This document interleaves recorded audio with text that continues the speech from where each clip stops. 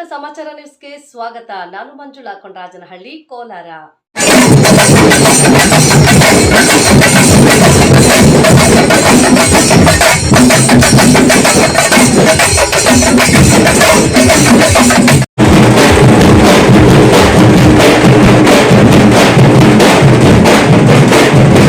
ಶಿಡ್ಲಘಟ್ಟ ನಗರದಲ್ಲಿ ಅತ್ಯಂತ ವೈಭವ ಮತ್ತು ಭಕ್ತಿ ಭಾವದಿಂದ ಆಯೋಜಿಸಲಾಗಿದ್ದ ಭವ್ಯ ಶೋಭಾಯಾತ್ರೆಯಲ್ಲಿ ಪ್ರಮುಖ ಸಮಾಜ ಸೇವಕರಾದ ಬೀರಪ್ಪನಹಳ್ಳಿ ನರಸಿಂಹಮೂರ್ತಿ ಅವರು ಭಾಗವಹಿಸಿದ್ರು.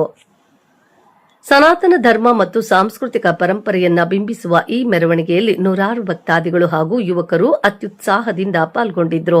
ಹಿನ್ನೆಲೆಯಲ್ಲಿ ಶಿವನ ಭವ್ಯ ಮೂರ್ತಿಯನ್ನೊಳಗೊಂಡ ರಥವು ಮೆರವಣಿಗೆಯ ಪ್ರಮುಖ ಆಕರ್ಷಣೆಯಾಗಿತ್ತು.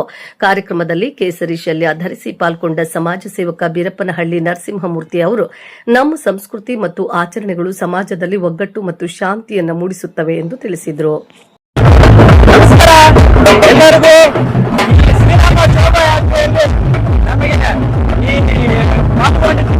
ನಮಗೆ ತುಂಬಾ ಖುಷಿ ಆಗ್ತಾ ಇದೆ. ಭಗವಂತ ಎಲ್ಲರಿಗೂ ಶ್ರೀ ಆಂಜನೇಯ, ಆ ಶ್ರೀರಾಮ ಎಲ್ಲರಿಗೂ ಒಳ್ಳೇದು ಮಾಡಲಿ.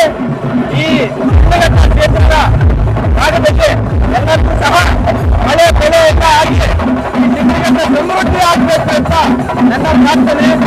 ಪ್ರತಿ ಊರಿಗೂ ಒಂದು ದೇವಸ್ಥಾನ ಅನ್ನೋದಿರುತ್ತೆ.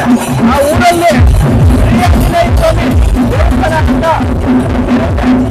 ಆಂಜನೇಯ ಸ್ವಾಮಿ ದೇವಸ್ಥಾನ ಇದ್ರೆ ಅಲ್ಲಿ ಶ್ರೀರಾಮ ಇರ್ತಾನೆ ಅಂತ ಎಲ್ಲರೂ ನಂಬಿಕೆ. ಪ್ರತಿಯೊಬ್ಬರು ಎಲ್ಲರೂ ಕೆಲಸ ಕಾರ್ಯ ಮಾಡೋ ಮುಂಚೆ ಆ ಭಗವಂತನಲ್ಲೇ ಹೋಗಿ ಶ್ರೀ ಆಂಜನೇಯ ಆಶೀರ್ವಾದ ತಗೊಂಡು ಕೆಲಸ ಕಾರ್ಯಕ್ಕೆ ಹೋಗ್ತಾರೆ.